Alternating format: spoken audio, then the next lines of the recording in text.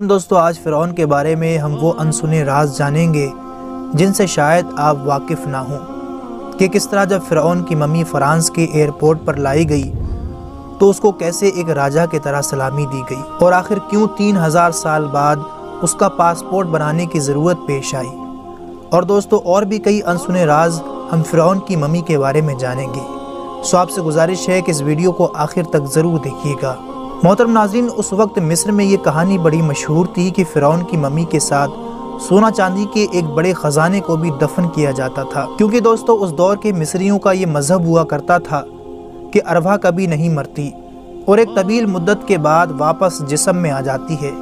اس مذہب کے ماننے والوں کی تعداد بھی دوستو لاکھوں میں تھی، مگر پھر بدلتے دور کے ساتھ ساتھ کچھ خاص بادشاہوں کی ممی زمین کے نیچے گم ہو کے رہ گئیں، مگر پھر اچانک ایسا واقعہ پیش آیا جس نے مصر کے وہ راز کھول دیے جو اب تک زمین کے نیچے دبے ہوئے تھے۔ 200 سال سے بھی زیادہ عرصے ماہرین مصر قدیم تہذیب کی کھوج میں مصروف رہے۔ اس عرصے میں سینکڑوں مقبرے دریافت ہوئے جن سے ہزاروں ممیاں ملی، لیکن دوستو ماہرین چاہتے تھے کہ انہیں کوئی ایسا مکمل مقبرہ مل جائے تاکہ اس کی مدد سے مصر کے اس پرانے دور پر روشنی پڑ سکے، مگر انہیں اس وقت شدید مایوسی کا سامنا کرنا پڑتا جب وہ یہ دیکھتے کہ کسی زمانے میں لٹیرے مقبرے کے کسی دوسرے راستے سے یہاں داخل ہو کر مقبرے میں لوٹ مار کر چکے ہیں۔ پھر 1871 عیسوی میں ایک سادہ سے مصری شخص احمد عبد الرسول نے اتفاقیہ طور پر مصر کا ایک پورا مقبرہ ڈھونڈ نکالا۔ 1898 عیسوی میں بادشاہوں کی وادی میں کھدائی کا سلسلہ جاری تھا۔ اسی سلسلے میں کھدائی کے دوران لکڑی کا ایک ایسا تابوت برآمد ہوا، اس پر کچھ ایسی عبارت لکھی ہوئی پائی گئی جن سے یہ ظاہر ہوتا تھا کہ یہ رمسیس دوم کی ممی کا تابوت ہے۔ اس کے باوجود آثار قدیمہ کے بعض ماہرین کو اس میں شک ہوا کہ لاش واقعی فرعون کی ہے۔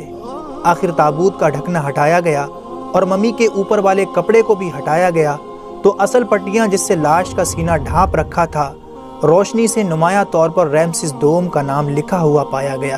اس دریافت کے دوستو 83 سال بعد 1981 میں یہ بات سامنے آ گئی کہ فرعون کی لاش پر ایک خطرناک قسم کے جراثیم پیدا ہو گئے ہیں جن کا علاج بھی ضروری تھا۔ تو ماہرین نے مصر کی حکومت کو یہ مشورہ دیا کہ اس کی لاش کو فرانس لے جایا جائے اور جدید ٹیکنالوجی کے ذریعے اس کی موت کی اصل وجہ بھی معلوم کی جائے۔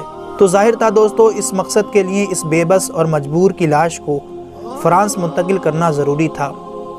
سو اس وقت فرانس کے قانون کا یہ تقاضا تھا کہ آدمی خواہ زندہ ہو یا مردہ، اس کے فرانس میں داخلے کے لیے اس کے پاسپورٹ کا ہونا بھی ضروری تھا۔ تو اس مقصد کے لیے فرعون کا پاسپورٹ بھی بنوایا گیا۔ اس کے پاسپورٹ پر اس کا نام رمسیس دوم تحریر کیا گیا۔ جب دوستو فرعون کی ممی فرانس کے ایئرپورٹ پر پہنچی تو اس کی لاش کو باقاعدہ پروٹوکول بھی دیا گیا۔ اس وقت فرانسیسی صدر سمیت تمام افواج کے فوجیوں اور کمانڈروں نے فرعون کی ممی کو اس طرح سے سلامی دی جیسے ایک عظیم بادشاہ کو دی جاتی ہے۔ اور پھر ریسرچ میں جو سامنے آیا دوستو اس نے پوری دنیا کو حیران کر دیا کہ یہ وہی فرعون ہے جو پانی میں ڈوب کر مرا تھا، جس کا تذکرہ دوستو قرآن میں بڑی وضاحت کے ساتھ موجود ہے۔ امید کرتے ہیں آج کا ویڈیو آپ کو پسند آیا ہوگا۔ اسے لائک اور زیادہ سے زیادہ اپنے تمام دوستوں کو شیئر ضرور کیجیے گا، اور مزید جب تک کے لیے اللہ حافظ۔